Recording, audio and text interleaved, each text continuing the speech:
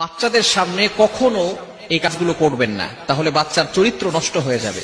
কিছু মায়েরা আছেন, তারা বাচ্চাদেরকে লালন পালন করেন, তাদের সামনে এমন কিছু কাজ করে ফেলেন যার কারণে বাচ্চার চরিত্র নষ্ট হয়ে যায়। খবরদার, এটা কখনো করা যাবে না। অনেক বাবারাও এটা করে থাকেন।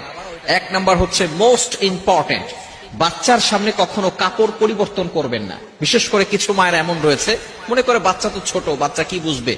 2 বছরের পরে বাচ্চাদের সামনে কাপড় খোলামেলা করবেন না। কেননা 2 বছরের পরে ক্ষুদ্র ক্ষুদ্র ছোট বিষয়গুলো বাচ্চার মনে থাকে, বড় হওয়ার পরেও মনে থাকে।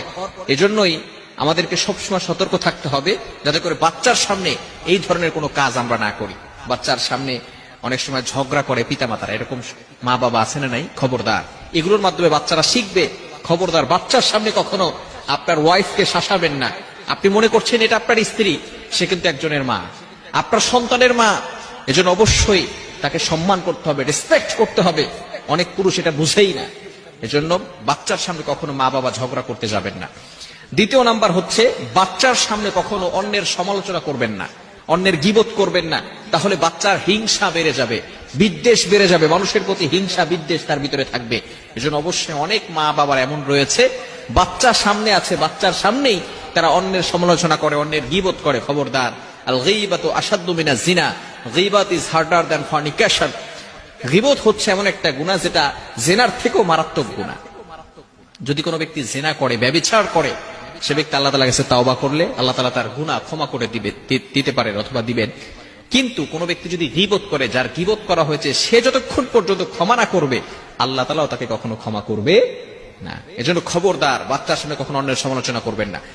নাম্বার 3, তৃতীয় নাম্বার হচ্ছে, বাচ্চার সামনে কখনো ছোট ছোট আমরা প্রতিশ্রুতি দিয়ে থাকি, মিথ্যা প্রতিশ্রুতি কখনো দিবেন না।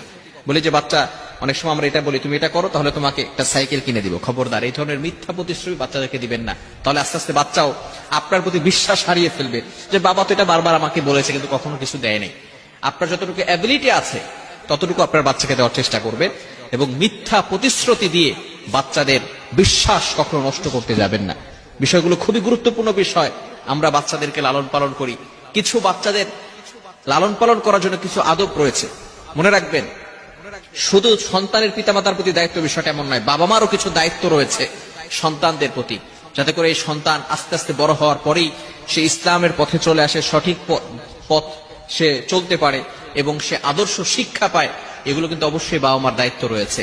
অনেক সন্তানকে বাবা মা ছোটবেলায় যেভাবে ইচ্ছে সেভাবে লালন পালন করেছে, বড় হওয়ার পর এখন ফোন দিয়ে বলে, হুজুর আমার মেয়ে আমার কথা শোনে না, আমার ছেলে আমার কথা শোনে না। সে বিভিন্ন ভাবে বখাটা ছেলেদের সাথে চলাফেরা করে, আমাদের কোনো কথাই সে শুনতে চায় না। মেয়েদের ব্যাপারে বলে যে সে পর্দা করতে চায় না, টি শার্ট পরে